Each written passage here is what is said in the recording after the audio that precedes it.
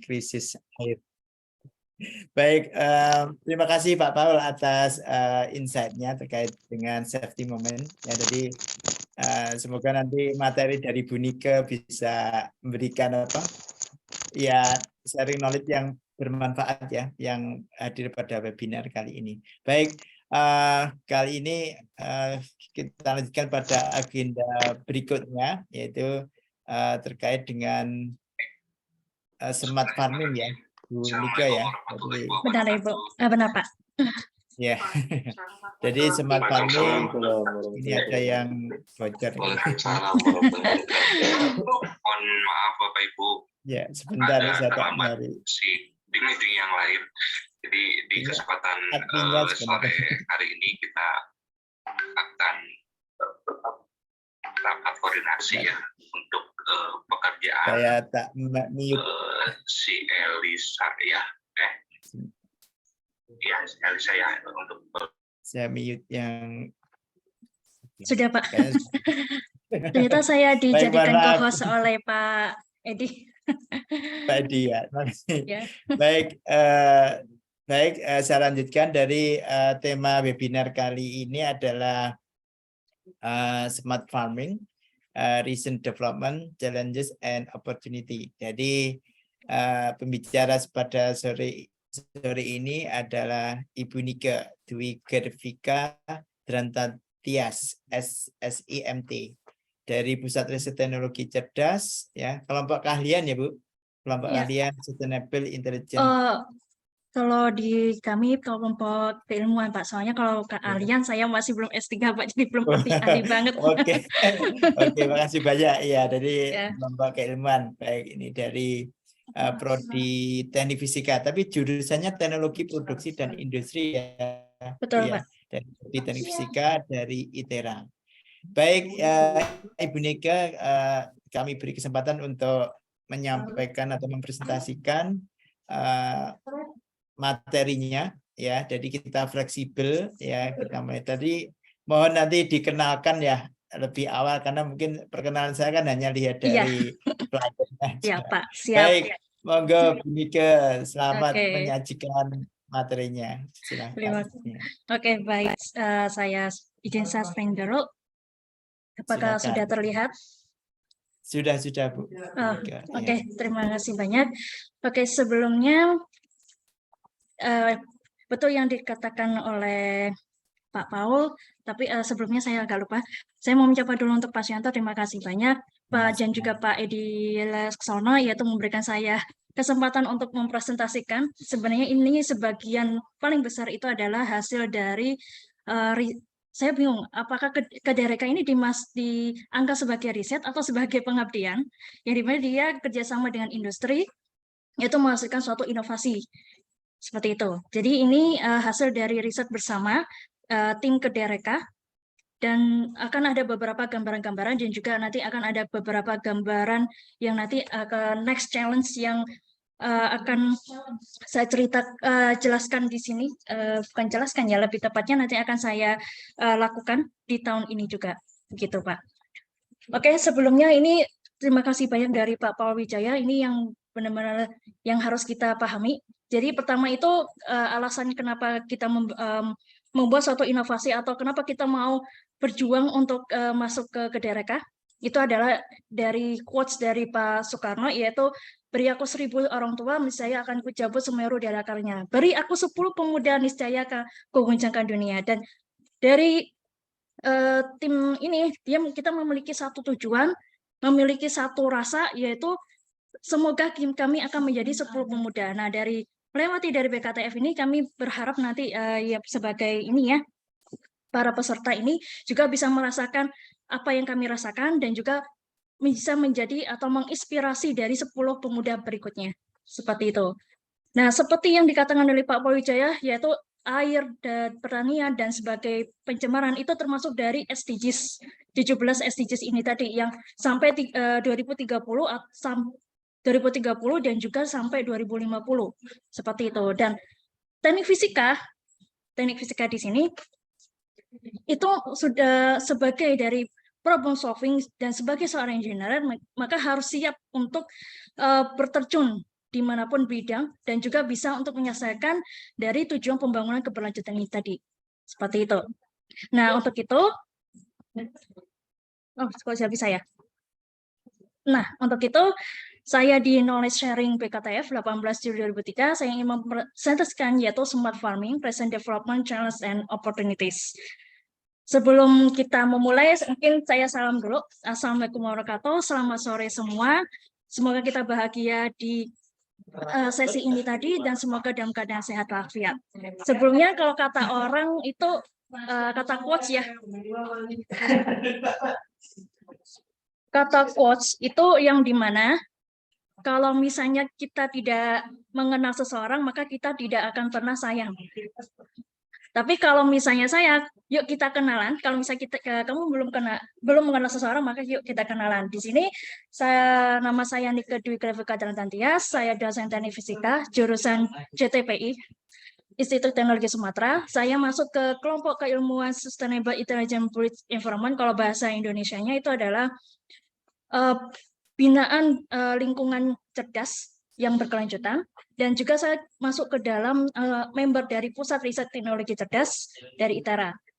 Nah, afiliasi saya dulu saya lulusan dari S1 Fisika Universitas Airlangga Surabaya, kemudian saya juga lulusan dari S2 Rekayasa Instrumentasi Industri Teknik Fisika Institut Teknologi 10 November Surabaya, semuanya Surabaya semua.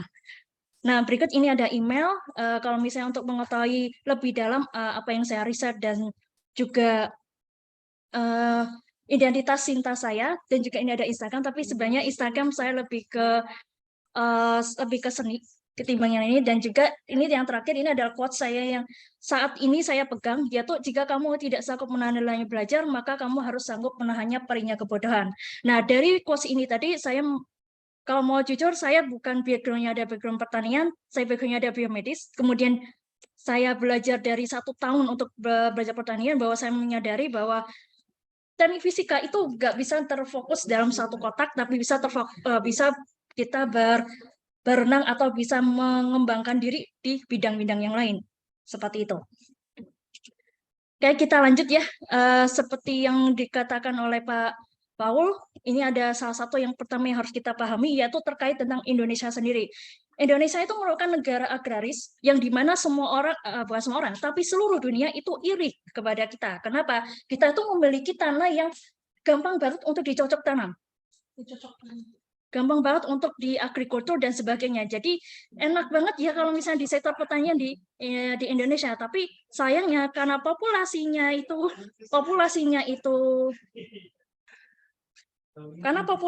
terlalu besar, jadi sektor pertanian itu kayak tergeser dan sebagainya.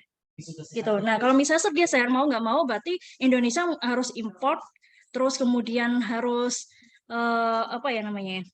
lebih tepatnya harus mendapatkan sumber-sumber pangan lainnya. Nah, di sini aku mengatakan bahwa aku pernah mempelajari sesuatu, bahwa agrikultur itu bukan hanya cuman di bagian pertanian saja, pertanian yang di tanaman dan juga perkebunan, tapi semuanya hampir nyaris ada. Jadi agrikultur secara umum itu semua yang berhubungan dengan beberapa sektor, yaitu perkebunan, kehutanan, peternakan, dan perikanan dan kelautan. Kelautan di sini ini bukan nelayan, tapi bagi seseorang yang peternak atau seperti ini ya, kayak membudidayakan, misalnya membudidayakan kerang, membudidayakan ikan dan sebagainya. Nah, dalam sektor-sektor ini kita ceritakan dulu mulai dari yang zaman dahulu kala, yaitu agrikultur 0.0. Nah, agrikultur 0.0 pada saat zaman dahulu kala itu dia kayak pada saat nenek moyang itu pakai yang cangkul, kemudian ada hewan dan sebagainya. Kemudian lanjut kedua, kita ada yang namanya teknologi namanya traktor. Yaitu kita masih menggunakan sisi seri mekanik gitu. Terus kemudian dari kalau bisa Belanda itu kayak ada kincir angin dan sebagainya. Terus kemudian ada pengembangan dari fertilizer atau pupuk dan sebagainya, ada pestisida. Berikutnya lagi, nah dengan perkembangannya teknologi, nah sudah ada GPS, terus kemudian ada pengembangan dari sensor-sensor dan sebagainya. Gitu. Terus lagi pada saat revolusi 4.0, nah terbentuklah ada sekitar 3 teknologi, ada AI, ada IoT, sama Big Data. Apakah kita saat ini masih di revolusi 4.0? Ini tergantung dari pengembangannya. Kalau masih pengembangan awal, maka kita masih revolusi 4.0 atau revolusi industri 4.0. Tapi kalau sudah pengembangan lebih jauh, maka kita bisa ke society 5.0 seperti itu. Nah, ini adalah produk yang kalau misalnya kita bisa bayangkan apa yang kalau misalnya produk dari awal, yaitu misalnya contohnya kita punya traktor dulu. Setelah kita traktor, maka kita butuh ada namanya beberapa sensor. Nah, sensor-sensor ini nanti dia akan melakukan namanya otomasi. Setelah berikutnya dikembangkan lagi, maka kita bisa mengembangkan dalam bentuk IoT-nya. Jadi kita bisa kendalikan dan juga kita monitoring dari luar. Lalu selanjutnya, kemudian akan ada beberapa produk-produk lagi, yaitu pertama adalah manajemen, terus kemudian ada dikombinasikan dengan beberapa bidang lain, dan ada beberapa mungkin bisa dikembangkan dengan beberapa tanaman yang lain, seperti itu. Nah, berikutnya lebih dalam lagi. Nah, lebih dalam. Jadi kita menggambarkan beberapa yang namanya bidang, yaitu alat-alatnya ini tadi, perawatannya, terus kemudian tambahan sensor dan sebagainya. Terus kemudian ada optimasi. Optimasi di sini adalah kita mau meningkatkan kualitas dari kinerja dari si sistem. Kemudian nanti akan ada, nah ini yang kalau misalnya di greenhouse itu critical greenhouse ini bisa kita untuk kendalikan lingkungan. Tapi kalau misalnya nanti ini yang terakhir ya saya akan jelaskan, yaitu terkait tentang yang namanya climate atau yang ada di luar dari greenhouse, yang tidak punya greenhouse mungkin ya. Nah, kalau tidak punya greenhouse, maka kita butuh namanya weather data system. Terus kemudian terakhir ya sama seperti tadi, yaitu tentang fasilitas-fasilitas dukungan seperti air, kemudian listrik, server, dan sebagainya. Ini pertanyaannya secara langsung atau di terakhir ya Pak Sayanto? Oh dia jawab, ini lanjut aja ya. Oke, terus kemudian ini smart agriculture itu di posisinya di mana dari suatu bidang. Nah, di bidang ini mungkin nggak jelas ya. Kita bidangnya ada beberapa, yaitu ada smart practice, ada teknologinya, ada agriculture science-nya, sama agri management. Nah, sekarang pertanyaannya adalah teknik fisika bisa bisa mengembangkan di bagian mana? Hampir nyaris semuanya itu bisa. Enaknya di sini. Nah, enaknya teknik fisika di sini. Jadi meskipun kita paham terkait tentang instrumentasi, kita bisa untuk mengembangkan di sini. Tinggal kita pelajari apa karakter-karakter dari beberapa agriculture tersebut, gitu. Nah, karena ini saya akan menjelaskan tentang smart farming. Nah, berarti smart farming itu kita berada di bagian smart practice, itu. Nah, apa itu smart farming? Smart farming itu bisa bahasa lainnya itu smart agriculture atau precision agriculture. Nah, smart farming itu juga dikenal sebagai pertanian pintar, ya, atau pertanian berbasis teknologi yang merujuk pada penggunaan teknologi informasi dan komunikasi untuk memperolehkan produksi pertanian. Jadi tujuannya adalah pertama meningkatkan efisiensi, produktivitas, keberlanjutan, dengan menggunakan sensor-sensor dan juga teknologi canggih kini. Nah, lingkupnya apa saja? Pertama, sensor dan monitoring, penginderaan jauh, IoT, dan konektivitas, analitik data, dan AI. Dari dari beberapa atau 5 dari komponen-komponen di sini atau sektor di sini, kita digabungkan, maka akan mendapatkan smart farming. Nah, pertanyaannya adalah, apakah kalau misalnya aku cuma punya sensor dan monitoring sama IoT, apakah sudah cukup? Aku pada saat pengalaman pada saat ke daerah, yaitu tentang survei. Nah, survei ini ada salah satu di greenhouse itu hanya menggunakan sensor monitoring sama IoT. Nah, permasalahannya adalah ternyata tanaman itu punya kayak apa ya? Punya yang dinamakan kalau misalnya orang itu punya jiwanya gitu, punya jiwa atau punya yang namanya terkait tentang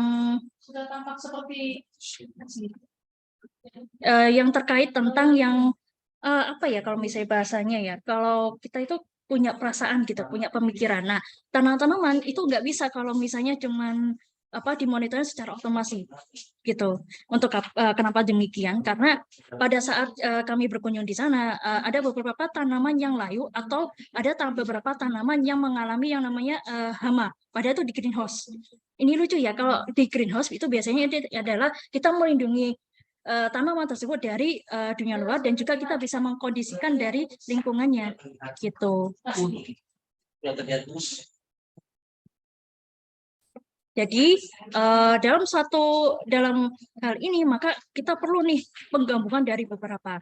Nah, kalau dari pengalaman saya yang paling susah itu di bagian konektivitas dari si IoT atau di alat-alat tersebut. Kalau sensor sama penggunaan dari controlling itu lebih gampang. Terus kemudian nanti akan ada saya jelaskan untuk kesusahan dari artificial intelligence. Oke, mungkin kita lanjut aja ya. Nah, terus kemudian sektor smart farming di sini. Nah, sektor smart farming itu kan ada subdomain yang biasanya harus kita pahami bisa untuk kita masukkan atau solusi-solusi apa saja atau bagian apa saja yang bisa kita kembangkan di sini. Jadi yang pertama nanti akan ada market demand atau hasil-hasil produknya nanti mau dijual bagaimana. Berarti kalau dijual bagaimana kita harus tarik ke belakang. Tarik ke belakangnya seperti apa? Tarik belakang ini berarti kita harus meningkatkan kualitas. Nah, peningkatan kualitasnya seperti apa? Nah, pertama kita bisa yang dikatakan sama Pak Paul yaitu terkait tentang ini ya, pestisidanya, pupuknya, dan sebagainya. Tapi ada beberapa yang harus kita hati-hati dalam penggunaan 3 hal ini. Terus kemudian monitoring. Nah, monitoring ini apa saja yang kita akan monitoring. Nah, monitoring lumayan banyak nih. Ada monitoring lingkungan, ada monitoring nanti iklim dan sebagainya. Terus kemudian ada monitoring untuk kondisi dari tanah, ada monitoring untuk kondisi air dan sebagainya. Terus kemudian ini ya apa sih namanya parameter atau komponen-komponen inti dari tanaman atau kebutuhan tanaman atau makanan dari tanaman itu sendiri. Terus kemudian ada prediksinya. Nah, prediksi di sini ini yang paling agak susah yaitu terkait tentang yang namanya keputusan. Jadi apakah kita bisa memutuskan kalau kita punya prediksi A, kita mendapatkan A, tapi bagaimana nanti apa yang harus kita lakukan itu yang paling susah. Terus kemudian nanti akan ada irigasi. Nah, irigasi ini yang nanti mungkin akan saya jelaskan lebih dalam. Terus kemudian logistik, ada storage distribution, ya storage atau SCM, kemudian ada kontrol storage distribution atau SCM di sini ini tergantung dari data ini nanti akan mau disimpan di mana dan juga nanti bagaimana nanti apa namanya itu dari suatu mesin ke dalam smartphone kita atau dari tampilannya itu tadi itu yang nanti akan kita jelaskan. Nah, terus kemudian benefit-benefitnya apa? Lumayan banyak ini.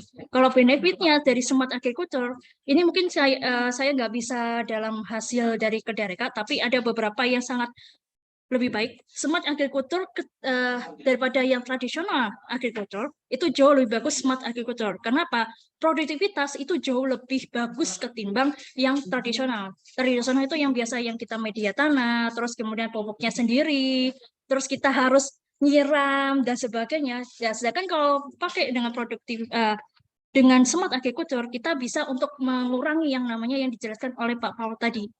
Gitu. Itu adalah meningkatkan produktivitas. Terus kemudian juga mengurangi dari dampak dari negatif lingkungan, mengurangi water konsumsi itu yang paling penting. Terus juga mengurangi produksi apa sih namanya itu bukan harga tapi biaya produksi. Terus kemudian bisa secara akurat ini nanti lingkungannya pas nih gitu. Kalau misalnya nanti ada lingkungannya yang berbeda maka kita bisa mengambilkan keputusan.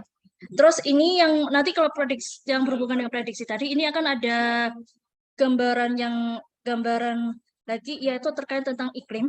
Iklim itu yang paling susah untuk diprediksi, tapi melalui dari sensor-sensor itu kita bisa memprediksi dari apa sih namanya itu nanti akan ada berikutnya apa. Nah, kalau berikutnya apa misalnya contohnya ketika nanti akan memberikan suatu penyakit pada tanaman, kita bisa langsung kita cegah. Enaknya untuk yang smart agriculture seperti itu. Terus kemudian mengurangi dampak ini sudah saya jelaskan. Kemudian untuk meningkatkan kesehatan juga karena ternyata dengan smart agriculture nilai-nilai dari gizinya itu jauh lebih bagus ketimbang kalau tradisional. gitu. Terus, nah ini adalah tahun pertama saya, yaitu terkait ke dari Smart Farming, yaitu Smart Fertilizer System dengan AI dan IoT. Nah, sebelumnya ini ada beberapa yang harus menjadi dasar kami mengajukan ini, yaitu pertama dari pemberian pupuk berlebihan, yaitu ada pencemaran tanah, pencemaran air, kerugian finansial, dan terakhir adalah kerusakan ekosistem yang sudah dijelaskan sama Pak Paul, gitu. Nah, apa yang harus kita lakukan ya? Berarti artinya diperlukan untuk pemberian pupuk dengan bijak. Nah, pemberian pupuk dengan bijak sebagaimana? Seperti ini. Jadi kita membuat satu namanya mode smart farming. Nah, sebelum itu saya jelaskan dulu yang di bagian sini. Bisa kelihatan ya? Sebentar, enggak. Nah, seperti ini. Ini adalah roadmap riset kami. Yang pertama itu pernah ITERA dengan PT Agri Inovasi itu mengembangkan suatu namanya model monitoring lingkungan greenhouse.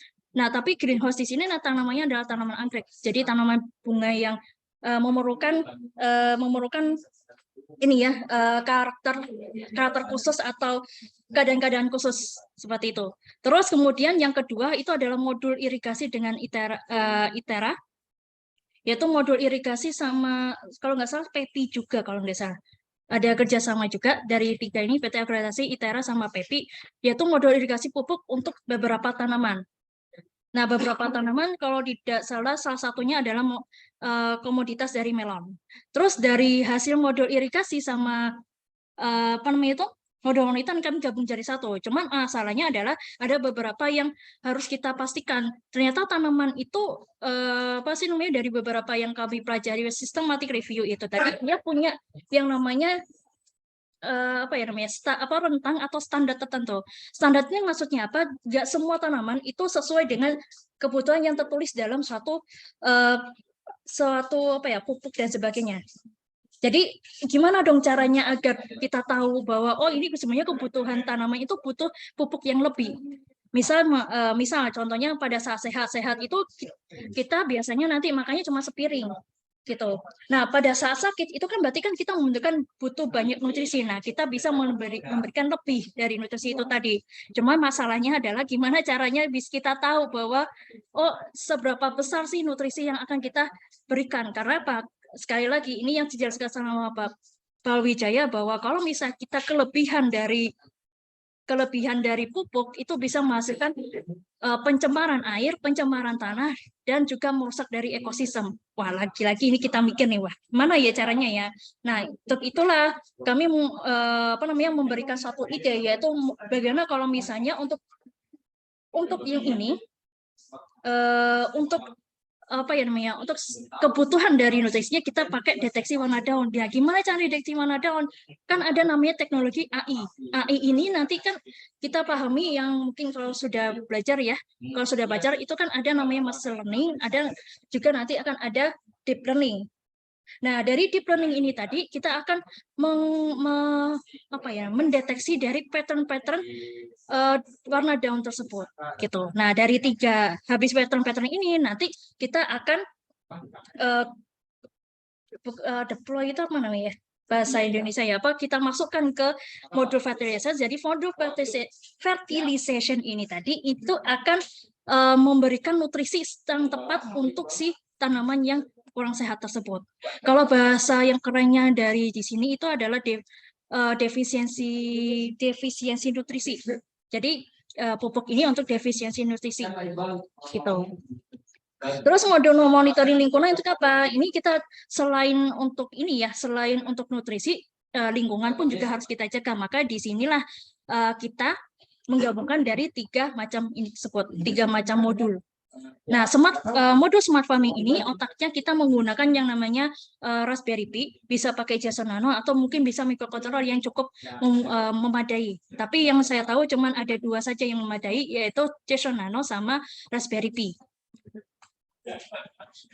Oke, berikutnya pertama mungkin modul monitoring dulu ya. Modul monitoring ini kita ada beberapa yang biasanya dikendalikan lingkungan ya. Pertama itu adalah kelembapan dan suhu ambien atau suhu dari si greenhouse-nya.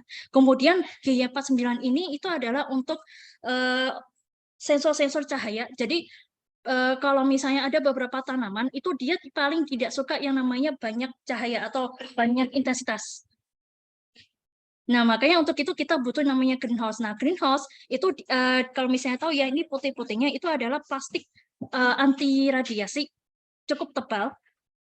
Tapi kalau pada saat kalau misalnya angin kencang dan apa ya iklimnya terlalu ekstrim itu mungkin bisa juga apa namanya lubang dan sebagainya. Jadi ini biasanya nanti ada beberapa lapisan 2-3 kali biar dia tidak akan berlubang gitu. Terus kemudian, nah kami menggunakan untuk sistem di sini mikrokontrolernya kami tidak menggunakan Arduino. Kalau untuk IoT harus tambahin modul lagi. Sedangkan kalau misalnya untuk mikrokontroler yang paling praktis itu bisa pakai SP8826 sama SP32. Nah, dari dua sensor ini tadi itu yang akan memberikan yang namanya controlling untuk si lingkungan. Controlling lingkungan seperti apa? Kan kita pengen nih untuk kenyamanan dari kenyamanan pada si tanaman. Kenyamanan tanaman itu bagaimana ya? Berarti kita harus mengatur thermal sama kelembapannya. Nah, thermal sama kelembapan kita bisa mengatur namanya pakai exhaust pad sama cooling pad. Cooling pad ini biasanya nanti di sistemnya itu nanti akan dialiri sama air ya. Air sampai basah, kemudian nanti akan dihisap atau dihisap sama exhaust fan gitu. Jadi di dalam dari greenhouse ini tadi dia akan menjadi lebih sesuai dengan standar dari tanamannya. Jadi lebih nyaman lebih tepatnya. Nah, untuk hasil data-data sensor ini tadi ini akan kita masukkan bukan masukkan tapi kita kirim ke namanya Raspberry Pi. Ini yang pusat dari si smart modul smart farming. Terus kemudian nanti akan di-display pakai website sama pakai apps. Terus kemudian tanaman itu ini salah satunya adalah menggunakan golden melon. Saya pikir pada saat pertama saya masuk dalam agrikultur ini tadi, kenapa ya kok bukan semangka, bukan apalagi ya, bukan yang buah-buah yang lain. Ternyata golden melon itu komoditas yang paling mahal di antara semua para buah. Yang pada saat lebih gampang, tapi menurut saya nggak lebih gampang sih. Jadi ini yang lebih mahal ketimbang melon-melon sebelumnya, lebih mahal daripada buah semangka atau sejenisnya ini tadi. Kalau misalnya ada lebih mahal, sebenarnya ada melon dari Cina, saya lupa namanya, tapi kita nggak bisa untuk belum bisa untuk kita deploy di sini atau kita tanam di sini karena kita ada beberapa yang perlu diperhatikan terkait tentang lingkungannya. Gitu. Jadi yang paling gampang ya, yang paling benar-benar komoditas yang paling umum dan yang paling enak itu adalah pakai golden melon seperti itu. Dan yang terakhir itu sebenarnya sih harga sih. Harganya sekitar 3 kali lipat dari harga melon yang biasanya. Makanya kami kayaknya tertantang nih. Kami tertantang untuk menanam yang golden melon tersebut.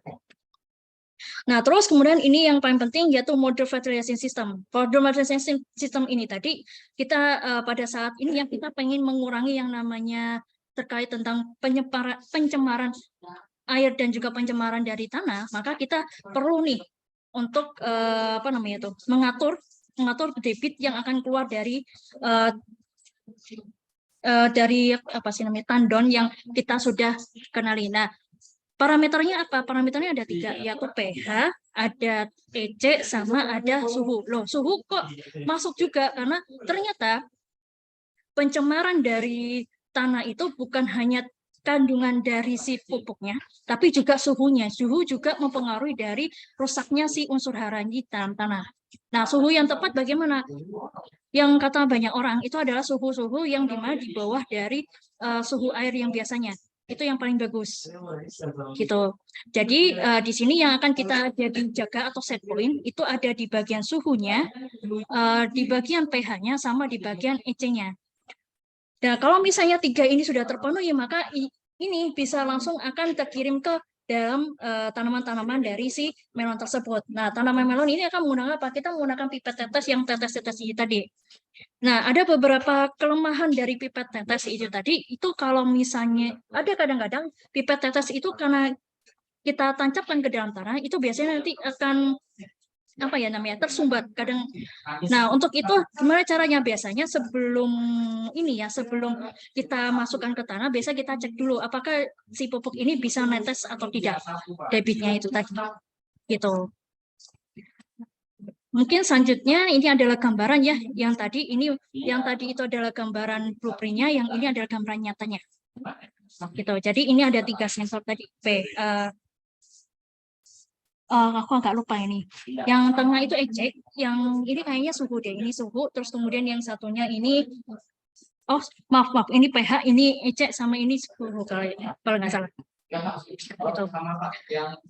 Terus kemudian, nah ini yang modul deteksi warna daun. Modul deteksi warna daun. Jadi di sini nanti ada beberapa kamera ya, pakai apa ya namanya itu, pakai menyangga. Terus dari kamera ini tadi kita akan potret. Nah, habis potret ini apa? Kita akan mendeteksi warna-warna yang warna-warna daun mana sih yang dia akan warnanya kuning. Nah, pada saat warna kuning ini tadi, maka dia akan dialiri. Nah, kita cek lagi ya di Smart Visualization System. Nah, di sini kan akan ada beberapa solenoid nih. Jadi, kalau misalnya nanti ada salah satu kamera di sini itu warnanya kuning, ada salah satu warna kuning, di sini akan solenoid ini akan tutup. Jadi air ini akan ini yang tutup, ini akan mengalir ke sini, ke arah sini. Gitu. Sebentar, saya lupa lasernya ya. Maaf. Jadi kalau misalnya di sini ada warna kuning, di sini akan dialiri sama pupuk. Nah, di sini itu akan tutup solenoidnya, sehingga di sini yang akan dialirkan. Gitu. Nah, kalau misalnya di sini ada 2 ya, berarti ada 2, berarti di sini tutup, maka di sini akan dialirkan.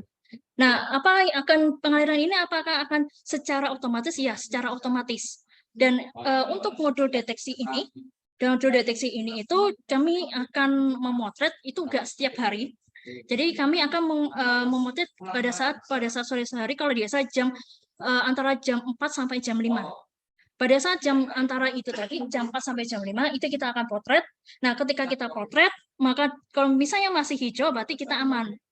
Nanti berikutnya pada saat pagi hari baru dikasih pemberian dari pupuk dan sebagainya. Tapi kalau misalnya tidak aman, maka pada saat yang tadi, itu kita akan langsung aliri. Kita aliri, nah sesuai dengan kebutuhan dari si warna scaling kuningnya, seberapa besar kuningnya ini tadi. Gitu. Nah, terus kemudian ini adalah sistem dari keseluruhan ya. Jadi ini ada kamera 1 dan berikutnya. Kemudian ini nanti akan masuk ke dalam Raspberry. Nah, Raspberry ini tadi itu nanti akan kita bisa kita bisa nanti monitoring. Kita bisa monitoring. Terus kemudian kalau misalnya masih hijau atau masih aman ya, nggak ada nggak ada yang kekurangan nutrisi, berarti kita aman. Tapi kalau misalnya ada nutrisi, maka dia akan mengirim ke SP82666 ini tadi, atau pengontrol ini tadi, untuk melakukan irigasi. Nah, irigasi ini tadi, masing-masing solenoid itu akan diintegrasikan dalam bentuk elektrik ya, mekanik, sehingga kalau misalnya nanti hanya 2 bagian saja, berarti sisanya nanti akan ditutup secara otomatis. Kalau cuma 1 saja, berarti sisanya ditutup. Kalau semuanya aman, berarti semuanya tertutup, karena kita harus sesuai dengan jadwal. Gitu. Terus ini adalah tampilan apps dari Greenhouse. Jadi pertama adalah kita masukkan Itera Hero, kita masukkan. Nah, karena untuk security ini belum kami kembangkan. Jadi ada beberapa yang hanya bagian pertama, yaitu di bagian loginnya saja. Login ini nanti kita akan berikan loginnya. Terus kemudian nanti akan muncul. Nah, pada saat dinyalakan, maka akan muncul beberapa gambar-gambar tampilan tersebut. Jadi ada suhu lingkungan, nanti ada sensor cahaya, dan sebagainya. Kemudian nanti akan ada pengontrolan dari switching ini tadi. Gitu. Nah, terus kemudian tantangannya apa nih? Apakah dari hasil kami ini, riset kami ini sudah cukup sangat sempurna? Tidak semuanya sempurna ternyata. Ada beberapa tantangan sama pertimbangannya. Pertama adalah dari AI-nya sendiri, yaitu penentuan jumlah clustering atau kelas label dalam tanaman melon. Karena jujur saja tanaman melon itu sedikit sekali untuk kita pelajari. Pelajari itu maksudnya apa ya? Sumbernya terlalu sedikit sekali. Ini kami juga bingung. Akhirnya gimana caranya? Kami kerjasama dengan, bukan kerjasama ya, kami survei sekaligus juga bertanya dengan ahli dari melon, sehingga kami akan paham, oh seperti ini loh bentuk dari si daun-daun yang mengalami defisiensi nutrisi. Terus yang kedua adalah karakter biologis dari kebutuhan pupuk sama pada tanaman melon. Ternyata tanaman melon itu saya pikir hanya dengan seperti yang saya jelaskan tadi ya, pengenalan dari controllingnya, ternyata itu sudah cukup. Ternyata tidak segampang itu ternyata di sini karakter biologis itu harus juga masuk ke dalam bagian dari pengontrolling gitu. Terus kemudian ini yang paling berat yaitu jumlah konsentrasi nutrisi pupuk. Ternyata nutrisi pupuk tidak segampang yang kita kira, tidak segampang itu. Jadi jumlah konsentrasi itu kita harus menghitung debitnya. Jadi ini tadi riset kami itu harus menghitung beberapa debit, dan setiap nutrisi yang kita masuk ke tetes itu harus sesuai dengan kebutuhan dari si tanamannya atau set point yang kita sudah set di situ sesuai dengan si kebutuhan. Nah, ada beberapa yang mengatakan bahwa kalau misalnya kebutuhannya itu misalnya 1000 ppm, maka harus kita berikan 1000 ppm. Dan kalau lebih dari 1000 ppm, maka itu akan namanya kelebihan, itu bisa merusak dari tanahnya. Kalau kekurangan itu yaitu kita akan menjadi defisiensi nutrisi dari si tanaman tersebut. Gitu. Terus yang kedua adalah kenyamanan dari lingkungan pada tanaman melon. Ini yang harus kita perhatikan, karena tanaman melon ternyata kami pikir tanaman melon, oh enak ya tanaman melon itu sudah harganya mahal, ternyata lumayan gampang, tidak segampang itu ternyata. Kenyamanan lingkungan pada tanaman melon itu lebih cerewet ketimbang para cewek-cewek di Indonesia sebenarnya. Para cewek-cewek di dunia ini. Berarti kalau saya cewek berarti lebih cerewet daripada saya gitu. Jadi di sini kenyamanan itu pun juga bagian dari agrikultur kami atau dari sistem kami juga. Jadi dari 4 ini tadi, waduh, ini gimana caranya ya? Akhirnya yang harus kita lakukan adalah labeling dulu, terus kemudian nanti karakter biologis itu berarti kita nanti harus tahu umurnya bagaimana atau karakternya bagaimana. Ini sama kayak kita punya baby, punya anak, pada saat umur sekian sampai sekian itu harus dikasih makanan apa, terus kemudian dari umur sekian sampai sekian bisa ditambah apa dan sebagainya. Terus jumlah konsentrasi atau jumlah gizi itu pun kalau misalnya hampir sama kayak punya baby, ya baby itu pasti punya punya standar gizi yang harus dipenuhi. Kalau sudah terpenuhi itu bagus, kalau tidak terpenuhi itu akan menjadi obesitas dan sebagainya. Ini yang agak sulit untuk kita kami kendalikan, tapi kami beruntung kami mendapatkan kami mendapat satu konsultan tanaman melon sehingga cukup untuk membantu kami. Nah, ini adalah proses pemupukan yang saya katakan. Pertama, biologisnya dulu. Biologis kita ada 2, yaitu vegetatif sama generatif. Vegetatif itu adalah pada saat tanaman melon pada saat sebelum remaja. Sebelum remaja berarti masih anak-anak, masih baby sampai masih remaja. Gitu. Pada saat baby itu tanaman vegetatif itu hanya membutuhkan tidak terlalu banyak ketimbang yang punyanya generatif. Generatif itu adalah sudah dewasa atau sudah mencapai bahasanya itu sudah akhir balik kalau manusia. Nah, HST itu apa? HST itu hari setelah tanam. Jadi sebelum kita masuk ke tanaman melon yang ini ya, yang sesungguhnya bukan biji yang nanti kita masukkan, tapi itu adalah tanaman yang sudah agak sedikit tumbuh atau masih kalau misalnya dalam kandungan itu masih kayak butuh biji, terus kemudian kita semai sampai 9 bulan. Nah, 9 bulan itu barulah kita kita lahirkan, nanti kita masuk ke dalam beberapa media tanam yang baru. Gitu. Nah, biasanya untuk penyemaian dari suatu tanaman melon itu sekitaran 0 sampai aku agak lupa, hampir 2 minggu, tapi belum pas 2 minggu. Biasanya sih sekitar 9 sampai 10 hari. Gitu. Sedangkan kalau misalnya untuk vegetatif kita sudah masuk ke dalam media tanah yang baru, maka kita dianggap itu 0. Gitu. Terus kemudian setelah proses ini tadi, kita vegetatif itu akan namanya kelas pelabelan. Nah, kelas pelabelan ini adalah daun-daun ini tadi. Nah, ketika daun-daun ini masih kecil ya, berarti penyangganya kita naikkan sehingga kita bisa masuk ke seluruh dari masing-masing media tanam. Jadi kita nanti akan lihat dari kuning, bercak sama sehat, begitu juga generatif yaitu kuning, bercak sama sehat. Itu adalah pelabelan dari AI. Itu tadi. Nah, besarnya berapa? Nah, besarnya untuk vegetatif generatif itu berbeda. Kalau vegetatif itu nanti akan agak sedikit kecil, sampai nanti 0 sampai 25 ya. Kemudian pada saat generatif itu akan lebih banyak ketimbang yang biasanya. Gitu. Nah, ini saya kenalkan, ini bukan apa namanya, ini adalah pahlawan-pahlawan dari Kedareka. Ini adalah tim Kedareka. Jadi sebelumnya saya terima kasih dari di Kedareka. Kalau tidak ada Kedareka, mungkin saya tidak akan belajar agrikultur dan juga tidak akan belajar macam-macam atau macam-macam dan juga ini ya terkait tentang agrikultur sendiri. Kemudian nanti ada mitra kami yaitu Karisma Agri Inovasi dan juga para pimpinan dari ITERA dan juga Bapak Ibu dosen dari beberapa 6 prodi. Terus kemudian ini ada ITERA Hero. ITERA Hero itu adalah anak-anak MBKM yang berkecimpung dalam Kedareka ini. Jadi nanti Kedareka berikutnya itu nanti akan tetap masih menggunakan namanya ITERA Hero. Terus kemudian nanti ada mitra kami juga adanya PT SW Seed. Gitu. Nah, apakah sudah selesai dengan demikian dari pelabelan, terus kemudian nutrisi dan sebagainya, terus namanya sudah kita dapat? Enggak juga. Jadi masih banyak yang perlu kita evaluasi dan kita perlu memperbaiki dan sebagainya. Di sini mungkin sebelumnya mohon maaf, saya untuk melihat hasil Kedareka mungkin kita bisa dilihat dari YouTube, mungkin bisa klik dalam materi saya. Ini adalah perjalanan kami mulai dari awal sampai akhir, sampai peloncingan, sampai panen dan sebagainya. Nah, ini dia, ini tantangan baru yang kami, yang yang membuat kami pikir-pikir nih. Yang pertama itu adalah saat ini kami belum memastikan manakah nutrisi yang bagus.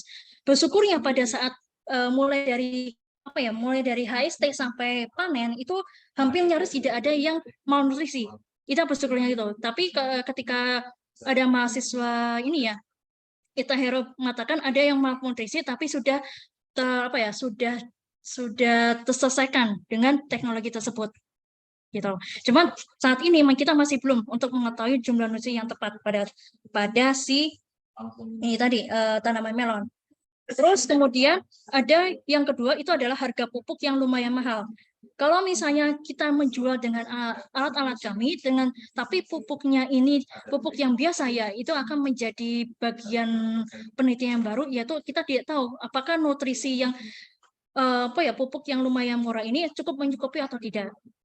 Jadi yang harus kita lakukan apa? Bisakah kita punya pupuk yang lumayan murah dan juga aman, tapi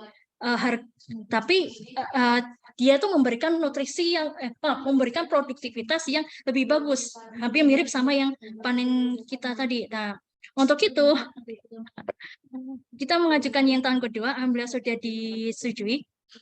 Jadi di sini nanti akan ada optimisasi ya, yaitu terkait tentang smart fertilization tadi, yaitu kita pencampurannya bagaimana? Pencampurannya ternyata yang pupuk yang kita beli atau kita yang biasa dipasarkan itu ada pupuk anorganik. Pupuk anorganik gak tepat, itu yang bisa menghancurkan unsur hara atau pencemaran dari tanah. Nah, apa yang harus kita lakukan? Ada pupuk organik. Kalau pupuk organik itu masih kurang untuk kebutuhan nutrisi. Nah, caranya gimana? Berarti kita membuat yang namanya pencampuran atau namanya peracikan. Nah, peracikan ini tadi nanti kita aduk dan kita akan ukur pH dan TDS-nya. Apakah sudah memenuhi atau belum? Nah, dari beberapa itu tadi nanti sistemnya akan sama, tapi akan ada beberapa tangki yang berbeda. Nah, kita akan melihat ya atau memprediksi manakah yang memberikan produktivitas jauh lebih bagus. Nah, kalau untuk tahun kedua ini mungkin nanti bisa dipublish ya, bisa dipublish entah dalam media atau apapun. Tapi ini adalah tahun kedua, itu adalah tahun ini kami mengerjakan, gitu. Oke, terus yang terakhir ini ada salah satu mahasiswa saya pada smart fertilization tadi itu ada beberapa yang saya masih terpikirkan.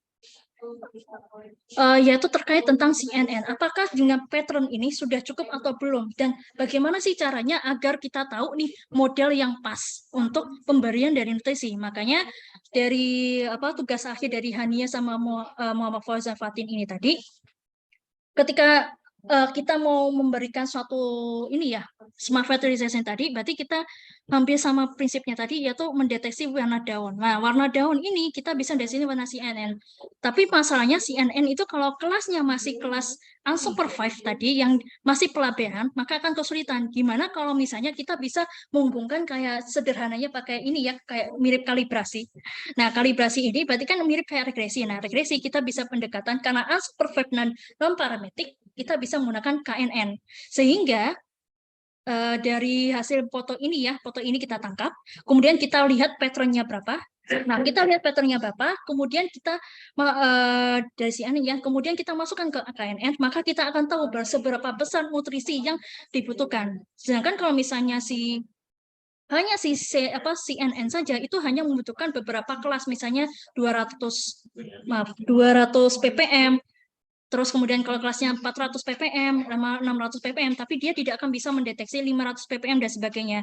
Maka kita butuh namanya KNN ini. Jadi untuk bisa mendeteksi, oh ini seberapa besar sih untuk kebutuhan dari nutrisi tersebut. Nah, salah satu tanaman yang paling gampang itu si pakcoy. Nah, ada beberapa, aku pikir akan mudah dengan pakcoy ini tadi, tapi ternyata enggak. Kesusahannya ada di bagian mana? Yaitu kesusahan di bagian ini, yaitu color augmentasi. Color augmentasi itu susah banget ketimbang yang dari tanaman melon. Kalau tanaman melon itu lebih ke scaling. Nah, kalau scaling itu kan berarti skala, berarti luasannya saja. Tapi kalau ini kalau aktivitas yang kita pusing, kita harus mengukur RGB dari warna tersebut. Kemudian kita bandingkan, itu lebih susah. Nah, lebih susah lagi, ya, kita masukkan ke pengolahan citra, yaitu terkait tentang brightness, saturation, sama colorness, ya, dan sebagainya. Nah, dari parameter-parameter dari si pengolahan citra itu akan harus kita lebih teliti lagi, yaitu terkait tentang pemodelan. Karena jujur saja, kalau misalnya cara kita memotret itu susah, maka dia akan memberikan nilai yang berbeda. Ini yang menjadi pertimbangan teknikal yang harus dipahami atau harus bisa diselesaikan.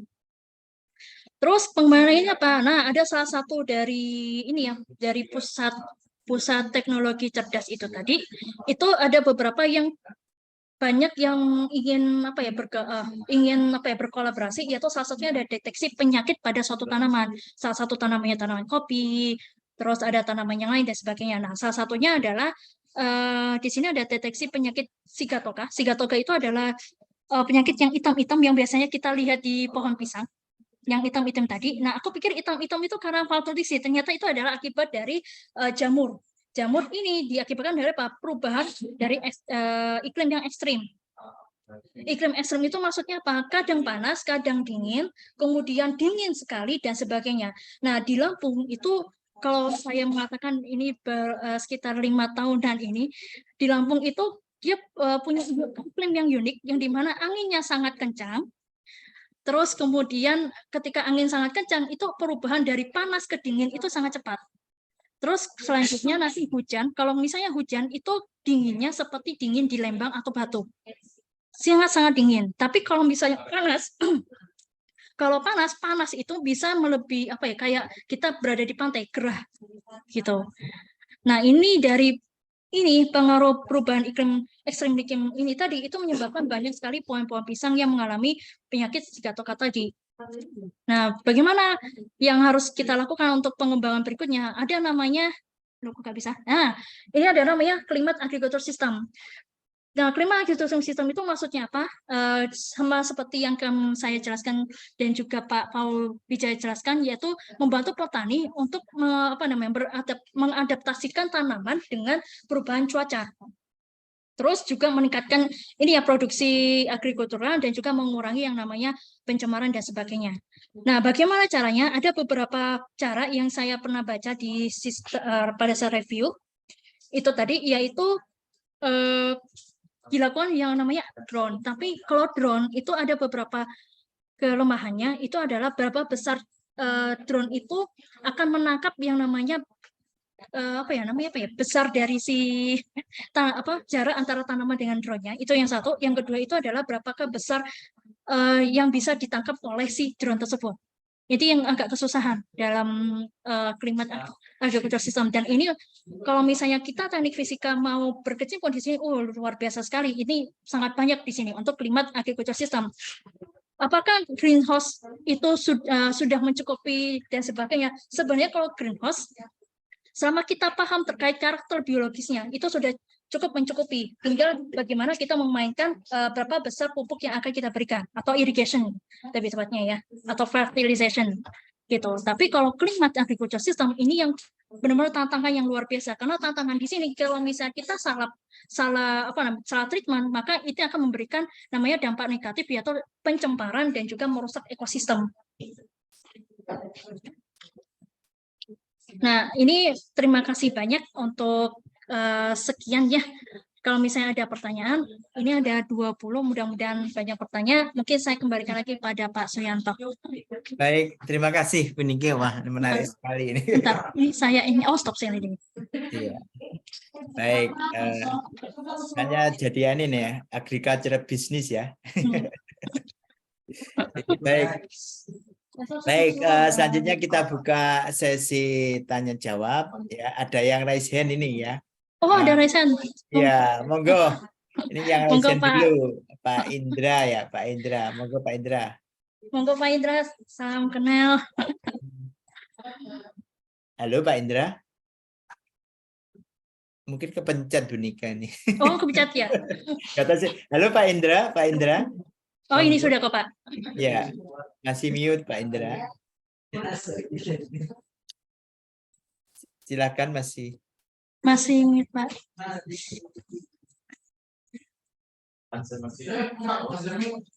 Oh, enggak tanya. Oh, enggak tanya. Oke, baik. Oh, kepencet. Kepencet kayaknya ya.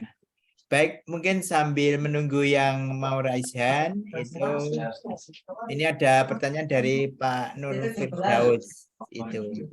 Ini pertanyaannya gini, Bu Nike, dengan teknologi tinggi tersebut, apakah bisa menguntungkan jika diterapkan di masyarakat? Dan untuk aplikasi teknologi tersebut, minimal berapa luas lahan atau greenhouse yang disiapkan? Terima kasih. Oke, terima kasih atas pertanyaannya. Ini luar biasa nih. Apakah menguntungkan diterapkan di masyarakat? Kalau diterapkan di masyarakat atau para petani, ya kalau misalnya untuk memiliki greenhouse itu sangat menguntungkan. Ini kemarin kami juga melakukan pengabdian masyarakat di Lampung Timur, yaitu tetap petani dari lingkungan tersebut dan memberikan ini ya dampak positif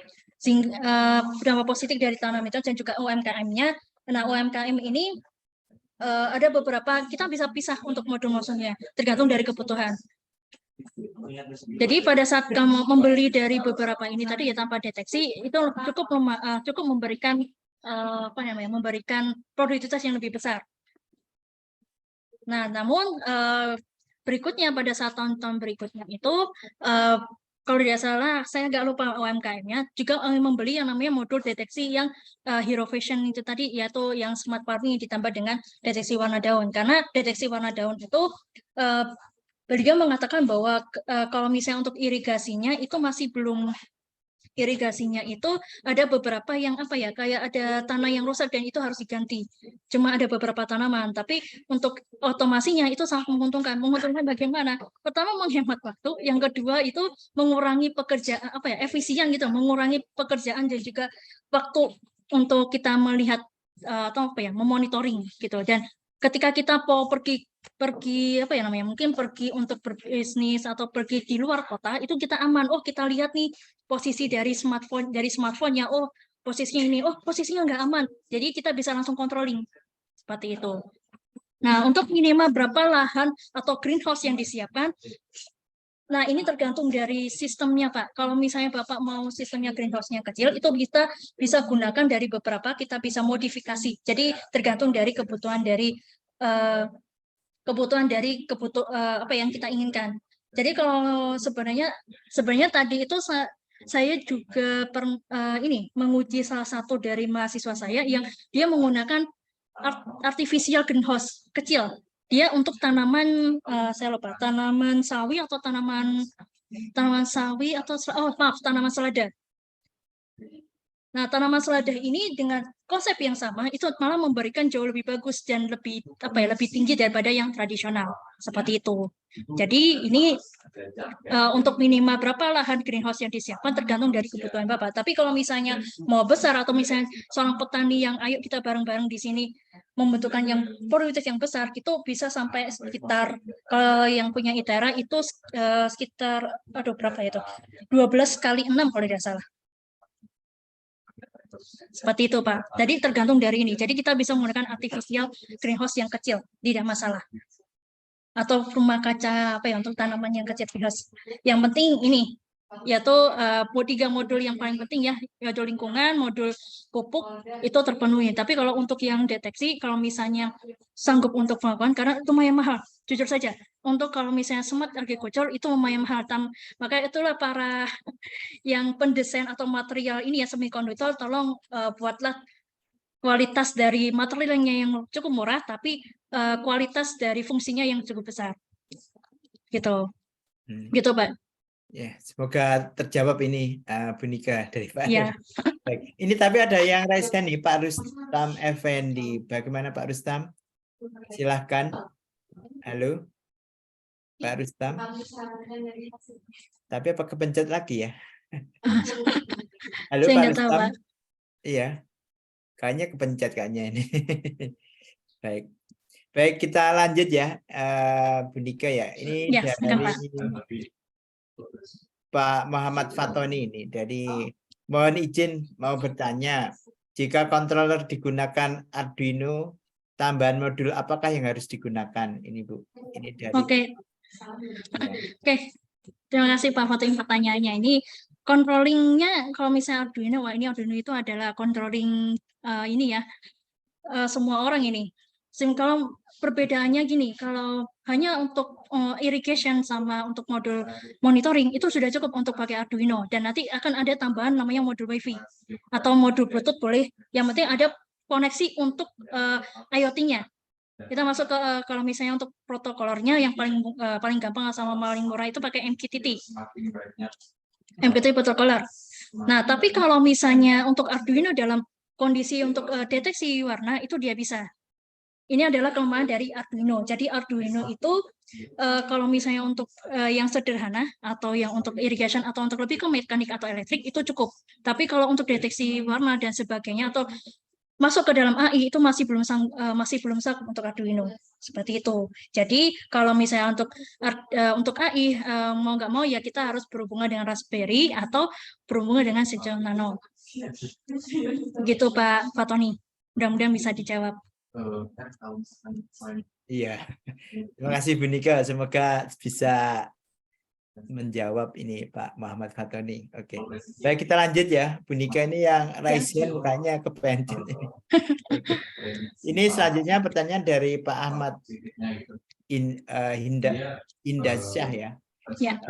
Berapa nutrisi yang diperlukan untuk tanaman melon? Nah, ini bagaimana pengaturan debitnya dan berapa konsentrasi nutrisi yang diatur debitnya? Monggo. Oke, terima kasih banyak ini Pak Ahmad Hindansyah. Oke, Pak, untuk nutrisi yang diperlukan tanaman, yang sekali lagi, ini sebenarnya dari systematic review kami sih, dari kami belajar dari beberapa jurnal. Jadi nutrisi-nutrisi ini itu tergantung dari biologis dari tanaman. Jadi ada vegetatif sama ada generatif. Kalau nggak salah di bagian, saya agak lupa. Di bagian materi saya itu akan ada flowchart kalau tidak salah. Nah, di sini ada vegetatif. Vegetatif itu biasanya dikasihnya kalau misalnya sehat itu sekitar 600 mili per tanaman. Nah, bagaimana cara mengaturnya? Kita mengaturnya itu ada di bagian solenoid valve. Jadi solenoid valve sama apa sih namanya pipet tetes. Pipet tetes. Jadi pada saat pengaturan debit ini tadi kita pengen tahu berapa dia debit yang akan dikeluarkan. Jadi per menitnya berapa. Setelah per menit kita tes untuk setiap masing-masing tanaman. Jadi masing-masing tanaman itu berapa tetes ini tadi. Jadi 1, 2, 3 dihitung kami setiap setiap jamnya. Biasanya berapa jam? Nah, biasanya berapa jam itu tergantung dari jumlah yang kita butuhkan. Ini untuk vegetatif. Nah, untuk generatif gimana? Generatif malah sekitar 2 atau 3 kali lipatnya, yaitu sekitar 1.200 sampai 1.500. Itu pun kita harus mengukur berapakah debitnya dengan sama, tapi berapa mengukur jamnya itu tadi. Jadi ada namanya penjadwalan. Nah, penjadwalan ini kita controlling sehingga ketika penjadwalan ini ketika sudah sesuai, misalnya waktu yang dibutuhkan hanya cuma 1 jam, berarti 1 jam ini nanti solenoidnya dia akan tertutup, gitu, solenoid valve. Gitu Pak Ahmad Indas ya. Apakah sudah memuaskan atau belum? Ini mudah-mudahan Pak Indra sama Pak Rustam tidak salah pencet. Monggo. Iya ini, semoga menjawab dari pertanyaan Pak Ahmad Indansyah. Pak Indra, mau tanya atau kepencet? Mau nanya itu? Dia mau nanya. Oh, masih mute. Iya, sebentar. Itu. Silahkan masih mute, Pak. Saya juga nggak bisa bunyikan. Oh, mute itu dari pihak pesertanya, Pak. Iya. Silakan Pak Indra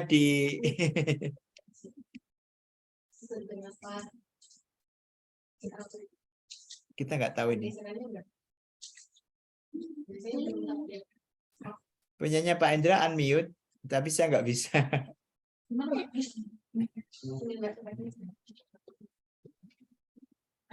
Oke, terima kasih Pak. Oke. Monggo Pak Indra. Assalamualaikum warahmatullahi wabarakatuh. Waalaikumsalam Pak Indra. Ini sebetulnya luar biasa ini namanya kegiatannya. Apalagi saat ini di pemerintah itu ada kebijakan One Map Policy. One Map Policy. Di mana ya sekarang mapnya udah ada, cuma implementasinya itu memang belum. Dan salah satu yang kesulitan untuk saat ini adalah dari keakuratan data. Nah, ini bisa nggak ini? Contoh kayak kemarin kami ada kebijakan untuk impor beras, ternyata data dengan di lapangan itu ada perbedaan, sehingga akhirnya ya seperti kita tahu pada saat panen raya beras kita malah impor beras dari Thailand. Jadi yang seperti ini nih perlu ada satu sistem di artificial. Karena kan kita udah semuanya mengarah ke sana. Kayak misalnya ada smart city, lalu ada dikembangkan smart agri. Dan AI-nya sendiri ada nggak kemungkinan? Atau bahkan kita bisa mendeteksi adanya korupsi. Wah, luar biasa ini Pak pertanyaannya.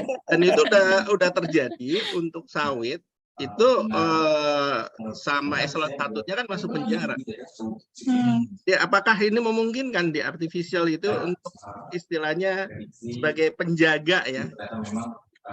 Memungkinkan nggak? Karena memang kalau kita lihat data di Indonesia itu unik, artinya belum terharmonisasi ya, antara asumsi. Contoh lah antara Kemendagri dengan BPS itu yang namanya kota itu udah beda asumsi, sehingga di artificial intelligence ini mungkin kan nggak untuk memasukkan seperti itu, sehingga ini data ini biar aman, jangan sampai ada yang masuk penjara lagi. Ini terima kasih. Oke, terima kasih banyak. Jadi boleh langsung saya jawab Pak Isyanto? Monggo silakan. Oke, terima kasih banyak Pak Indra. Ini menarik sekali. Ini saya setuju dengan rasa dan penggambaran dari Pak Indra sendiri. Nah, kalau misalnya untuk AI sendiri ya ini mungkin bukan bagian dari ini pengontrolan dari sistemnya Smart Agriculture, tapi sistem dari setelah ini produktivitas, kemudian distribusi atau panennya bagaimana, tadi nilai-nilai ini juga, kemudian jumlah dari pemasaran dan sebagainya. Kalau Bapak ingin tahu AI itu bisa apa saja Pak, bahkan sampai ditakuti oleh seluruh para penemu atau peneliti. Ini jujur, itu luar biasa. Nah, bagaimana caranya? Mungkin saya akan memberikan gambarannya Pak untuk terkait ini. Pertama adalah kita membutuhkan datanya dulu.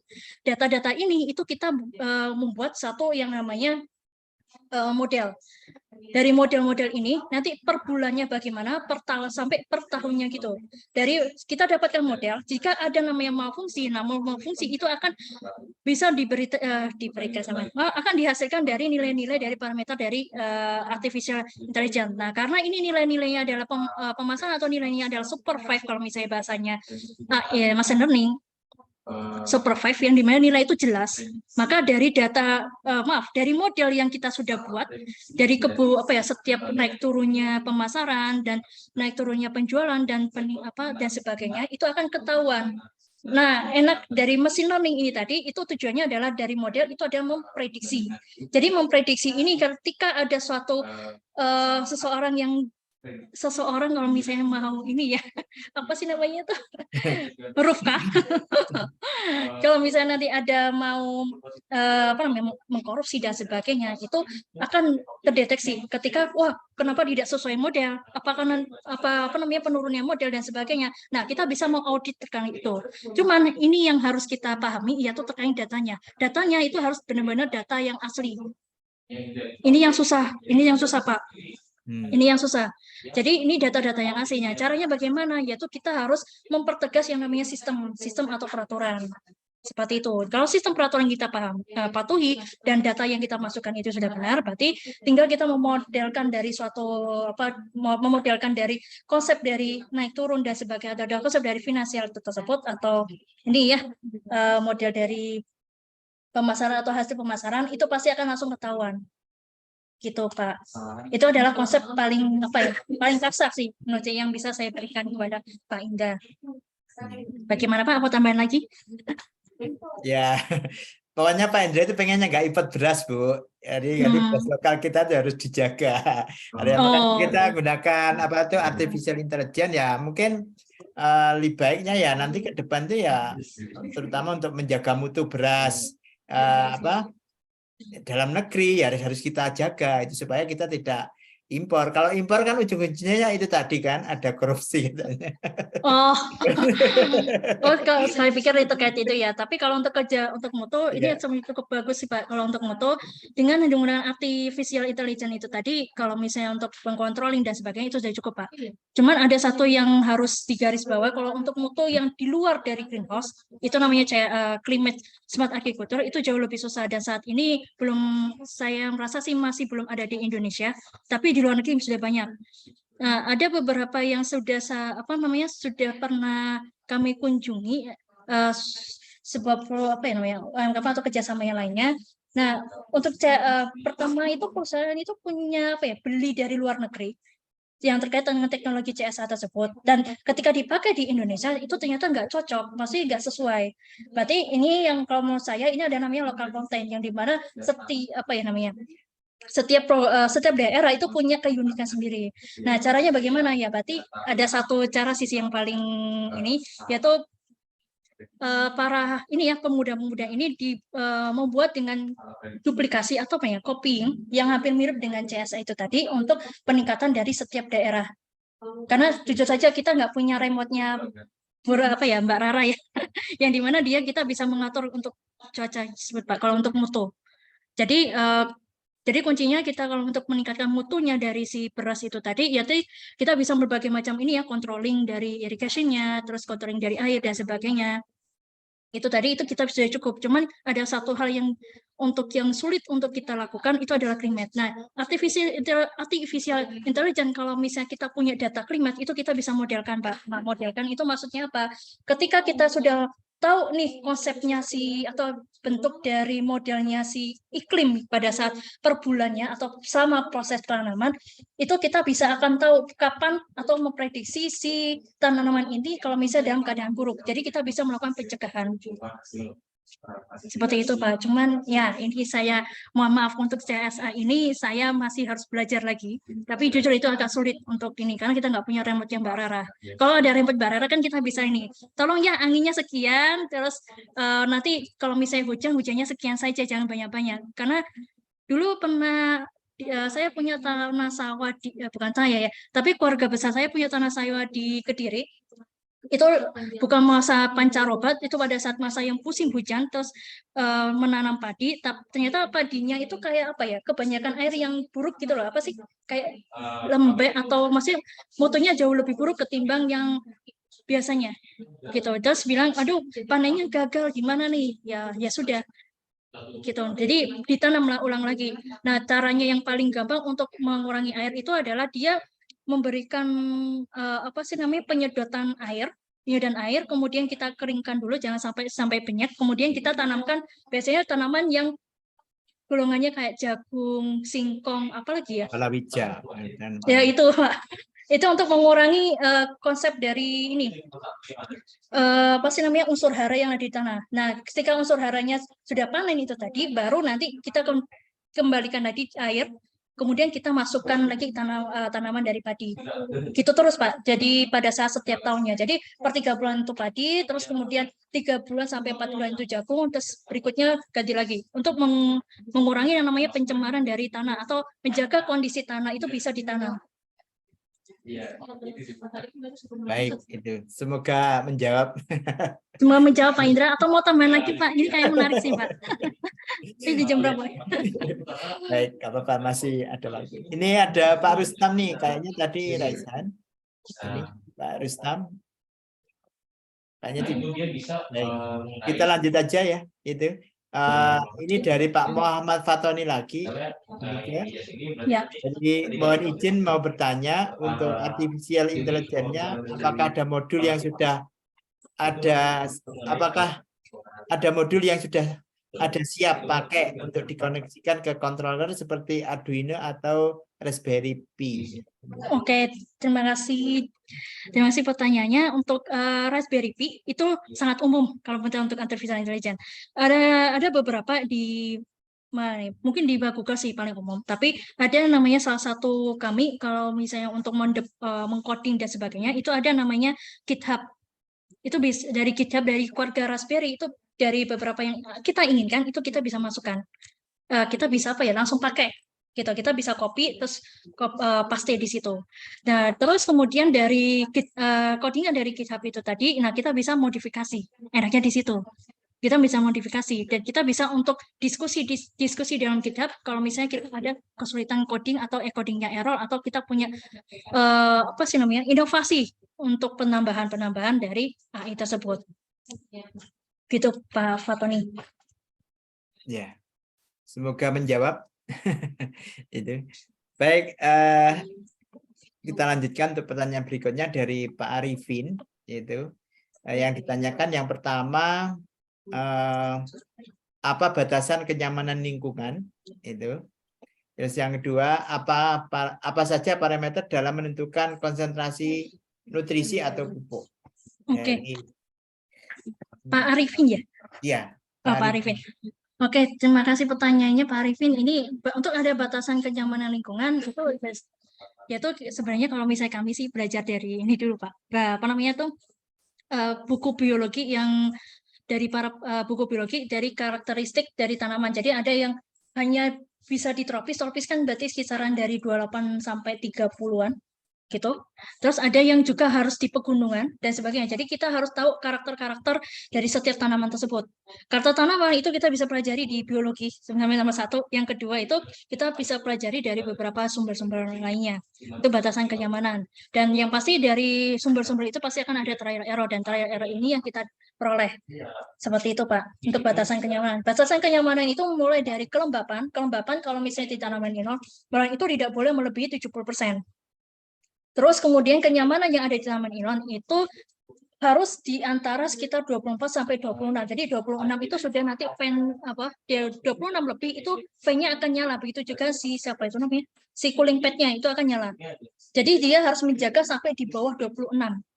Seperti itu. Terus selanjutnya parameter untuk pencahayaan. Nah, pencahayaan itu kalau pencahayaan alami matahari ya, itu sangat-sangat berpengaruh dari peningkatan thermal dalam greenhouse. Dan untuk itu biasanya untuk di siang hari itu kami sering untuk menyalakan fan. Nah, kalau menyalakan fan sudah tahu ini pasti tidak green. Bukan tidak green dalam bentuk listrik ya. Belum efisien ini tadi. Jadi untuk masalah apa namanya tuh penghematan listrik itu biasanya itu ada di bagian malam. Jadi malam itu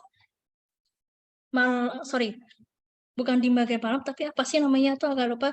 Kalau tidak salah, aku pada saat membaca ini ya greenhouse, itu ada di bagian sekitaran agak tinggi, ada kayak ventilasi, tapi ventilasinya di arahnya ke apa ya, dari atas ke bawah itu apa yang mana? Kan kalau misalnya bahasa fisikanya panas itu selalu di atas. Nah, di atas itu tadi itu kita keluarkan dengan menggunakan ventilasi, tapi ventilasinya arahnya ke atas. Arahnya ke atas. Kayak apa ya? Kalau digambarkan itu seperti kayak jendela tapi mengarahnya jendela luar negeri dari apa mungkin Jerman ya yang mengarahnya ke atas. Jadi kalau misalnya di sini ini greenhouse bentuknya seperti ini. Gitu. Jadi ini jendelanya atau ventilasinya sih. Gitu, seperti ini. Jadi nanti udara panas dia akan keluar di sini. Nah, itu salah satu caranya. Tapi kalau misalnya nggak punya bagaimana? Kalau tidak punya itu kita bisa menggunakan yang kayak ada ya jendela yang kayak apa ya ventilasi yang garis-garis itu. Nah itu bisa. Nah masalahnya kenapa aku mengatakan kita harus melakukan hal itu karena kita ingin menjaga yang namanya apa ya lingkungan-lingkungan luar untuk masuk ke dalam greenhouse. Tapi masalahnya kalau misalnya kita menggunakan fan itu nanti tidak green lagi. Jadi tidak efisien lagi si listriknya. Ini yang harus kita apa ya namanya evaluasi di sini. Gitu. Listriknya lumayan mahal ya kalau misalnya greenhouse yang cukup cukup besar. Gitu Pak. Terus kemudian yang kedua itu apa saja parameter yang menentukan konsentrasi nutrisi? Yang saya tahu cuman TDS, 3 tadi. 4. Kalau maaf 3 karena konsentrasi ya. Untuk konsentrasi di sini ada namanya TDS, ada EC sama pH. Nah, 3 ini tadi harus dijaga dengan tetap. Jadi kalau misalnya untuk yang saya pelajari di sini untuk pH itu harus sekitar 5 sampai 7,2. 8 tidak boleh, lebih kurang dari 5 juga tidak boleh. Terus kemudian untuk TDS saya agak lupa TDS-nya berapa, sama nilai EC-nya juga saya agak lupa. Tapi 3 alat sensor ini tadi atau 3 parameter ini harus dijaga tetap atau dijaga set point-nya, yaitu untuk menjaga agar unsur hara dalam tanah itu tidak rusak. Begitu Pak. Mungkin ini sudah saya menjawab Pak. Mungkin kalau misalnya ada tambahan lagi, tambahan untuk bertanya, saya kembalikan ke Pak Suyanto. Baik. Ya ini banyak yang tanya, terutama Pak Muhammad Faton ini kayaknya sangat tertarik. Ini Pak Muhammad Faton ini lagi, Bu Nika. Mau bertanya lagi nih. Ini untuk smart farming yang terkoneksi ke IoT, bagaimana dengan daerah yang sulit sinyal? Itu yang kedua. Terus yang kedua, bagaimana mengatasi kendala ini agar IoT-nya bisa tetap berjalan baik? Gitu. Ini masalah komunikasi. Betul. Oke, terima kasih Pak Faton. Ini kayak apa namanya? Ini kayak proses ini.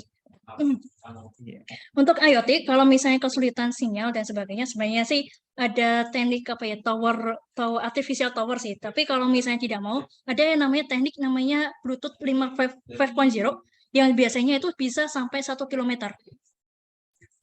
IoT itu tidak hanya WiFi sebenarnya, tidak hanya internet yang harus terkoneksi dengan sinyal kuota dan sebagainya, enggak harus.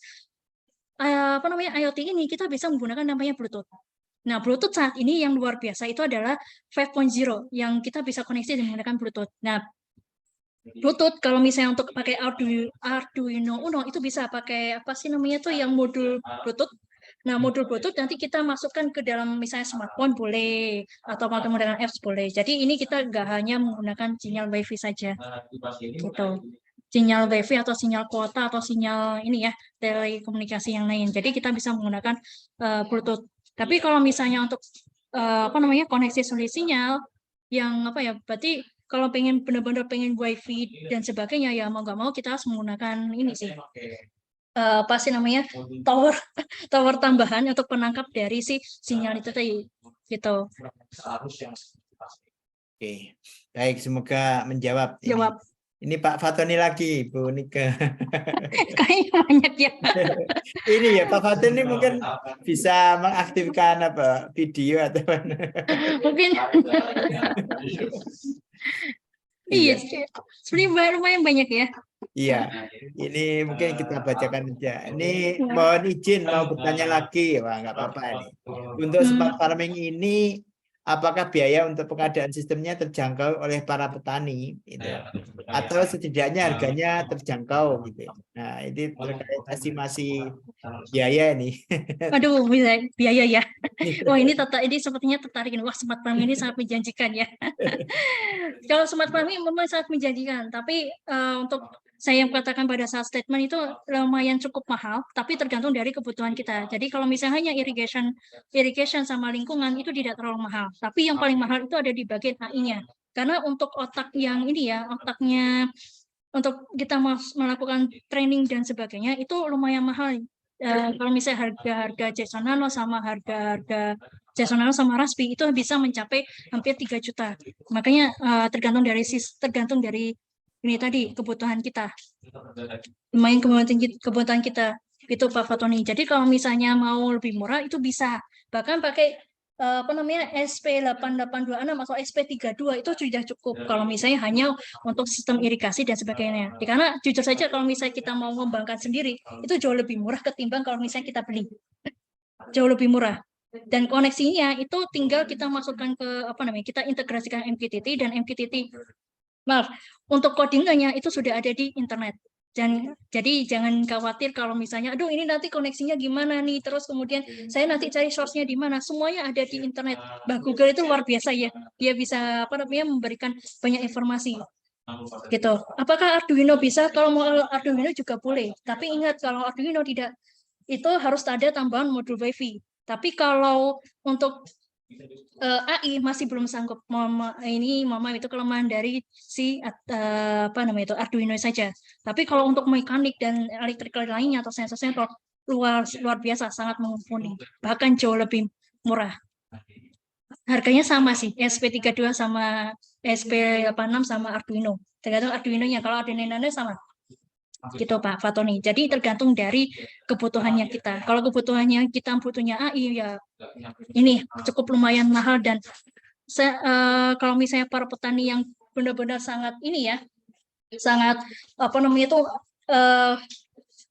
sangat ingin wah ini bagus nih untuk deteksi ini tadi. Kalau misalnya di sini saya kurang tahu ya nanti kondisi para petani. Tapi kalau misalnya petani-petani di Sumatera itu lumayan cukup bisa membeli ini Pak.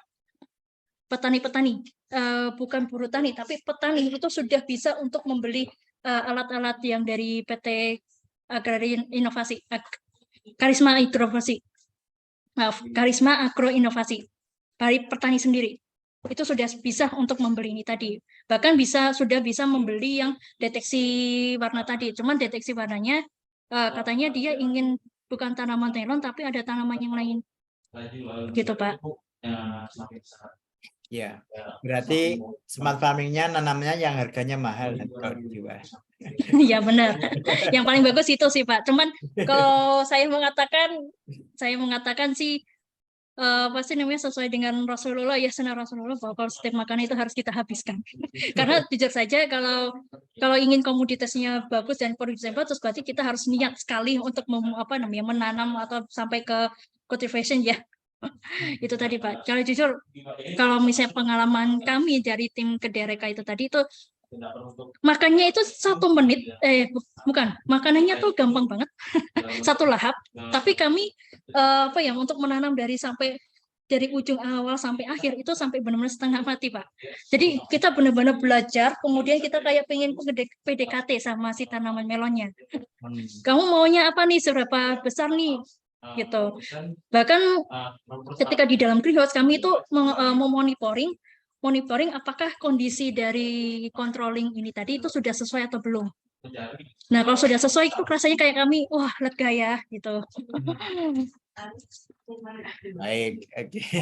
Baik, ini dari Pak Arifin ini, Pak Arifin lagi. Pak Arifin sama Pak Muhammad Fatoni.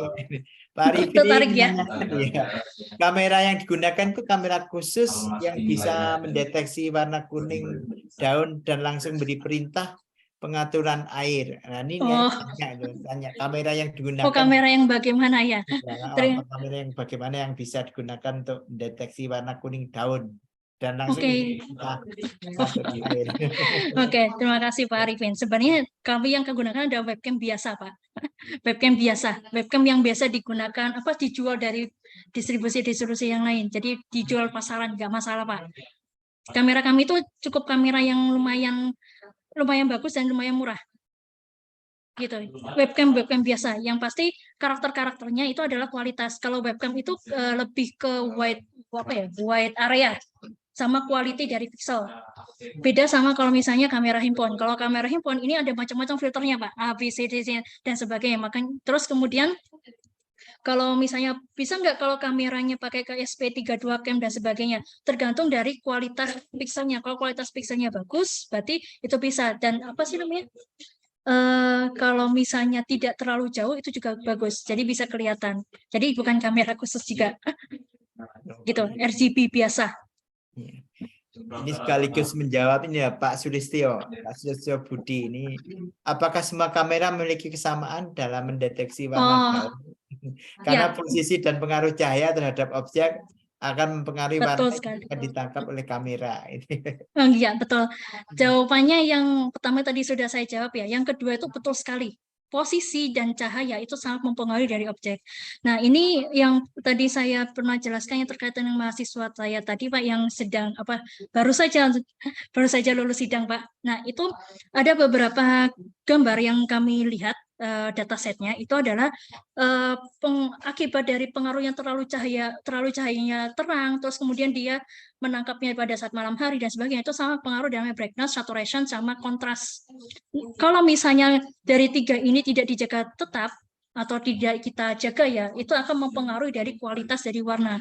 Sehingga pada saat model training itu tadi, dia akan memberikan akurasi yang lumayan kecil ketimbang yang yang biasanya kalau misalnya kita jaga tetap akan jauh lebih kecil parameternya, yaitu precision, F1 score, sama akurasinya itu akan sangat kecil. Jadi paling kalau misalnya untuk pengaruh dari cahaya sama objek, kalau misalnya cahaya objeknya cuma warna, itu bergantung dari posisinya sama pencahayaan. Jadi paling gampang gimana? Kasih background yang tidak memberikan kontrasnya jangan yang sama. Jadi warnanya jangan sama dengan si ini, tapi dia memberikan kontrasan yang lebih jelas. Jadi kalau misalnya tanamannya hijau, kuning dan sebagainya, kita kasih warna yang tidak memberikan tidak memberikan maksudnya warnanya yang kontras yang bisa jelas. Jadi bisa nanti warnanya misalnya merah, atau bisa warnanya kalau kuning jangan, kalau hijau juga jangan, biru pun juga jangan. Karena biru itu kalau di kamera itu masih bisa untuk menangkap bahwa itu itu bagian dari si tanaman. Ini yang hati-hati. Atau warna putih boleh kalau warna putih. Atau pilih warna yang kalau misalnya kita antara warna tidak satu rumpun dengan warna hijau, kuning dan sebagainya. Seperti itu, Pak. Itu salah satu caranya agar si objek itu untuk kontrasan, untuk menjaga agar itu semuanya nilainya sama. Gitu. Begitu Pak Suyanto. Ya. Ini Pak Rustam Effendi, ternyata ada yang tanya ini, tapi dia lesian tapi nggak mau. Pak Rustam Effendi, Kak ini. Ini Pak Rustam ini di Bu Nika izin bertanya. Mohon itu tiap-tiap usianya akan beda nutrisi, pupuk dan kadar air. Bagaimana kita mengetahui kalau tanaman tersebut kekurangan unsur hara atau kekurangan nutrisi? Ya. Wah, pertanyaan bagus ini, Pak.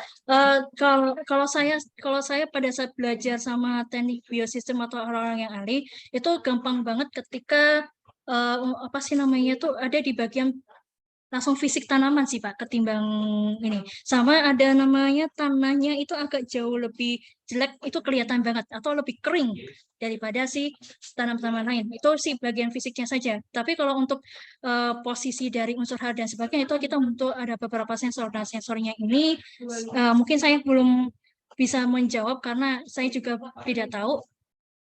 Kalau misalnya nanti di lain kesempatan, kalau nanti saya bisa jawab. Gitu Pak. Harus sama Effendi. Gitu sih cuman saya pelajari pada saat proses pengalaman, ini hanya pengalaman saja. Itu dari fisiknya saja, fisik dari tanaman atau dari tanahnya sendiri. Karena kelihatan kalau tanahnya dia itu unsur haranya jelek. Gitu Pak. Baik. Baik, ini tadi itu Oh, Pak Indra itu nggak bisa diberi akses audio. Mohon maaf Pak Indra, saya sudah nyoba, saya mohon maaf, tapi kita sudah bisa tadi bisa koneksi. Pak Maman Founder ini kayaknya malu ini lewat chat saja katanya. bagaimana cara? Itu. Nih yang langsung Pak Cipta nih. Bagaimana cara mengatasi tantangan penyediaan piranti-piranti cerdas tersebut di lapangan sehingga bisa dimonitor dari mana saja. Gitu. Ini sebenarnya saya agak kurang paham mengatasi tantangan penyediaan piranti-piranti cerdas di lapangan sehingga bisa dimonitor. Oh, mungkin konektivitas ya mungkin ya. Iya. Benar nggak ya Pak? Kalau Mungkin untuk terkait mungkin troubleshooting atau terkait itu kan, jadi kan monitornya biar lebih gampang gitu apa. Kan sudah dipasang ini beberapa instrumen cerdas gitu kan ya. Iya. Ya, Untuk tantangan penyediaan piranti-piranti, kalau penyediaan piranti-piranti cerdas sebenarnya di Indonesia sudah gampang sih. Yang kalau untuk piranti cerdas sendiri ya dari piranti komponen dulu. Kalau untuk pasaran ada beberapa yang sulit, yaitu namanya ada namanya Jason Nano, itu paling sulit. Tapi kalau untuk Raspberry jangan khawatir, Bu Cipta atau Pak Cipta ya, itu lebih gampang. Ya. Pak, lebih gampang kita dapatkan, dan bahkan sudah di pasaran, bahkan di Tokopedia sudah ada. Nah, untuk troubleshootingnya itu pertama adalah kita harus lakukan biasanya namanya perawatan itu bisa seminggu sekali, bisa 2 minggu sekali. Nah, ini tergantung dari kebutuhan peralatan apa saja. Kalau misalnya untuk irigasi paling bagus kalau seminggu sekali, karena ada beberapa yang masih memiliki monitoring langsung. Contohnya kalau pipet tetes, saya mengatakan pipet tetes itu ada kelemahan, yaitu kesumbat. Kalau kesumbat kan berarti artinya nggak ada aliran nutrisi yang nanti masuk. Ini yang agak kasihan nanti si tanamannya. Jadi kita harus cek dulu untuk tanaman dari masing-masing ini tadi pipet tetesnya. Kalau misalnya harus kita lakukan. Tapi kalau misalnya untuk keseluruhan dan sebagainya bisa 6 bulan kalau keseluruhan. Monitoring lingkungan dan monitoring irigasi. Kalau misalnya untuk alat pengontrolnya itu cukup 6 bulan kalau untuk perawatan dan sebagainya. Tapi kalau untuk peralatan yang langsung ke tanaman itu seminggu sekali itu akan lebih bagus, atau 2 minggu sekali itu akan lebih bagus untuk monitornya. Tapi kalau mau monitor di semua tempat, yang harus kita lakukan itu adalah servernya dulu harus dijaga, konektivitas lebih tepatnya ke protokol masuk ke protokol MTQQ atau sinyal itu harus dijaga agar dijaga stabil. Biasanya ini yang agak sulit. Ini agak sulit, tapi kalau misalnya sudah bisa dilakukan konektivitas lebih bagus, itu akan lebih mau diakses dimanapun bisa, asalkan Pak Cipta ini ngasih smartphone-nya ada sinyalnya, ada kuotanya juga di sana, itu pun sinyal sama kuota juga terjamin. Jadi untuk proses 7 segmen IoT-nya sudah berhasil. Kayak end to end kalau misalnya bahasanya WhatsApp, end to end. Gitu. Kalau selama ya. Pak Rustam ini. Monggo Pak Rustam. Oh, Pak Rustam. Silakan Pak Rustam. Suaranya kecil Pak Rustam. Halo. Suaranya kecil Pak.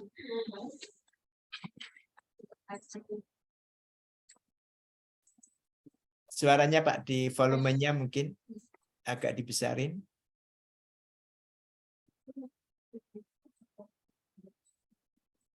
Belum kedengar Pak Rustam.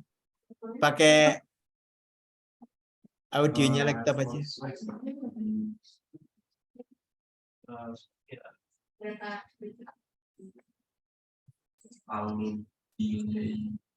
Suaranya mungkin di itu nggak begitu lama ya.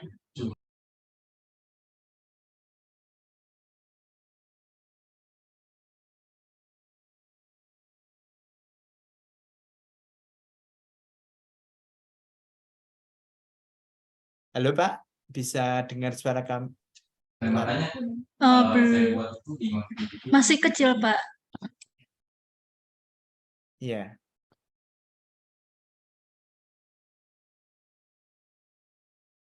Halo, suaranya masih ini apa? Halo, masih Halo. kecil? Oh sudah Pak. Halo? Monggo, Ya? monggo. Iya, sudah terdengar Mangga Pak, sekarang. mangga Pak. Hmm. Udah kedengaran. Sudah, Kedengaran, sudah. Pak. Silakan, Ya. Pak. Baik, terima kasih. Kebetulan saya punya hidroponik walaupun kecil-kecilan. Nah, ini saya beberapa kali ada masalah. Yang pertama itu kalau misalnya ada satu pohon, kebetulan melon saya yang sedang saya tanam, itu satu pohon kena penyakit, ternyata itu akan merembet ke pohon yang lainnya sehingga satu pun tidak bisa terselamatkan. Nah, ini bersambung juga dengan pertanyaan saya yang berikutnya di chat. Itu kan saya menggunakan sistem duck bucket DBS, duck bucket system. Nah, apakah karena sistem itu atau mungkin pengalaman Ibu Nike itu sistem apa yang kira-kira yang bagus sehingga tanaman greenhouse yang diharapkan itu berhasil dengan baik gitu. Mungkin itu. Terima kasih. Assalamualaikum warahmatullahi wabarakatuh. Waalaikumsalam. Waalaikumsalam. Baik, Pak. Kalau untuk pengalaman saya dari bukan pengalaman ya, tapi saya pernah bertanya untuk dari melon tersebut. Melon tersebut ini saya nggak tahu istilah NFT, DFT sama DPS, tapi ini adalah istilah agrikultur yang baru pertama kali karena jujur saja saya belum pernah masuk terlalu dalam untuk agrikultur, Pak. Jadi ini mungkin saya bisa jawab pada saat saya bertanya pada orang yang konsultan yang ahli. Jadi tanaman melon itu yang paling bagus kita pakai yang ditanam sama pakai cocopit, cocopit yang tanaman media tanamnya cocopit. Terus kemudian cocopit. Terus kemudian nanti untuk tanamannya ini tadi karena hama ini sekali lagi Pak, hama itu dari lingkungan ini tergantung bisa macam-macam, bisa dari hama, bisa dari lingkungan dan sebagainya. Itu dari luar. Nah, gimana caranya? Kita bisa menggunakan artifisial, Pak. Bisa pakai akrilik yang kita susun masing-masing dengan ketinggian tertentu. Terus ketinggian tersebut, terus kemudian kita kasih kipas kalau misalnya pengen murah, Pak, pengen kipas yang kayak yang dijual di umum. Terus kita bisa gunakan beberapa sensor-sensor dan sebagainya. Nah, kalau pertama untuk mengurangi si hama, berarti kita monitoring lingkungannya harus kita jaga. Monitoring lingkungan di sini, berarti ketika nanti Bapak masuk ke dalam greenhouse dan sebagainya, dulu pada saat pengalaman saya dimarahin oleh para engineer pertanian, bahwa kalau ketika kita masuk greenhouse, kita harus dalam keadaan bersih. Gimana caranya? Yaitu kita menggunakan bisa menggunakan pakaian yang hanya bisa dipakai di situ. Jadi benar-benar pakaian yang bersih. Sehingga pada saat ketika kita di luar itu kan kita membawa hama juga. Jadi hama itu kita tutupi dengan kain jaket atau apa. Kalau kami sih pakai jas lab gitu.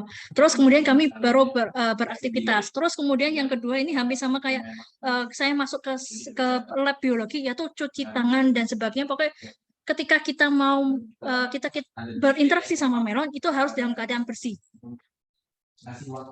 Begitu sih Pak, yang saya pahami. Tapi untuk dia tanam dan sebagainya, media tetes dan sebagainya, sekali lagi media tetes itu punya kelemahan yaitu itu tidak keluarnya tetesan. Bentar Pak. Gitu. Jadi tidak netes. Nah, tidak netes ini yang kita harus monitoring setiap minggu. Kalau misalnya pada saat awal-awal sih kalau awal-awal sih kita mau lihat 3 sampai 4 hari, kemudian seminggu, habis itu setiap minggunya. Karena kita takut kalau misalnya ada tersumbat seperti itu. Kalau untuk sistem tetes tidak masalah sih sebenarnya. Kalau mau pakai sistem yang juga nggak apa-apa, Pak. Cuman kalau misalnya untuk hama dan sebagainya, berarti Bapak harus bagaimana caranya untuk menjaga lingkungan dari si tanaman melon. Karena jujur benar, hama itu bisa menyebar. Bahkan yang tadi aku mengatakan bahwa tantangan terbaru saat ini adalah climate smart agriculture yang di tanah lapang malahan. Tidak ada pengaturan dari si pengendalian dari lingkungan juga. Gitu Pak. Jadi yang paling bagus Bapak, kalau saran saya, kalau tanaman melonnya kan tidak terlalu besar, itu Bapak bisa menggunakan akrilik dan sebagainya untuk penyangga. ini itu apa sih namanya, pada saat saya menguji salah satu mahasiswa saya, dia menggunakan artifisial, dia tuh tanaman, maaf, dia menggunakan greenhouse yang artifisial, maksudnya buatan kayak mimicking gitu Pak, bisa pakai akrilik, kemudian nanti ditambahkan sama yang atasnya pakai plastik UV yang khusus ini ya Pak, greenhouse. Itu lumayan murah kok Pak. Itu akan lebih membantu Pak Ustam gitu Pak. Apa sudah jelas Pak? Kalau untuk hama, tapi kalau untuk yang apa sih namanya, tetes dan sebagainya, itu bergantung dari nutrisi unsur haranya Pak. Jadi tidak masalah pakai menggunakan sistem manapun. Baik Bu, makasih Bu. Terima kasih Pak Ustam Baik. tanyanya. Kopas Mas. Kopas Iya. Mas. Silakan Oh, ada. ya. Oh ini enggak. Baik, Enggak. karena waktu juga ya, ini banyak sebenarnya saya tanya. Ini banyak yang tertarik ini sama smart farming ini. Jadi tapi tidak apa-apa, tadi Bu Nika sudah men-sharing atau PPT-nya ya. Di situ kan ada kontaknya ya. Bu Ada Nika. Pak. Iya. Ada Pak. Jadi nanti bagi Bapak Ibu semua yang belum kita sampaikan ya pertanyaannya, nanti bisa langsung ke Bu Nika ya Bu ya. Itu Ya kan monggo Pak, ya, monggo. silakan. Jadi itu, dan mungkin untuk sesi kali ini kita akhiri dulu. Kami dari BKT-FPII terima kasih banyak Bu Nika atas sharing knowledge-nya, dan kepada Bapak Ibu yang hadir ya, semua memberikan apa itu materi kali ini, kayaknya memberikan apa itu insight buat kita semua ya. Kayaknya nanti mau ke arah bisnis nih. Cuma kendalanya instrumennya yang masih cukup mahal gitu ya, tapi tentunya ya juga nanti harus dihitung juga lah ya, BEP-nya ya. Kalau nanam ya jangan nanam yang tanaman yang murah-murah gitu ya. Itu sih, itu dari itu. Baik, itu saja. Jadi sekali lagi saya terima kasih banyak kepada pembicara pada sore ini, Bu Nika dan Bapak Ibu yang hadir, dan insya Allah kita akan berseri webinar berikutnya. Dan untuk sore ini terima kasih banyak, kita akhiri pertemuan hari ini.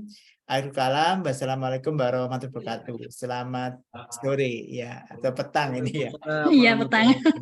Terima kasih banyak Pak Bu Yato. Nika, Bapak Ibu semua. Terima kasih banyak Bapak Ibu sekalian. Makasih banyak. Ya, sama-sama kasih. Pak Nur. Ya, Makasih banyak. Banyak sharingnya ya Bu. sama-sama. Sangat menarik.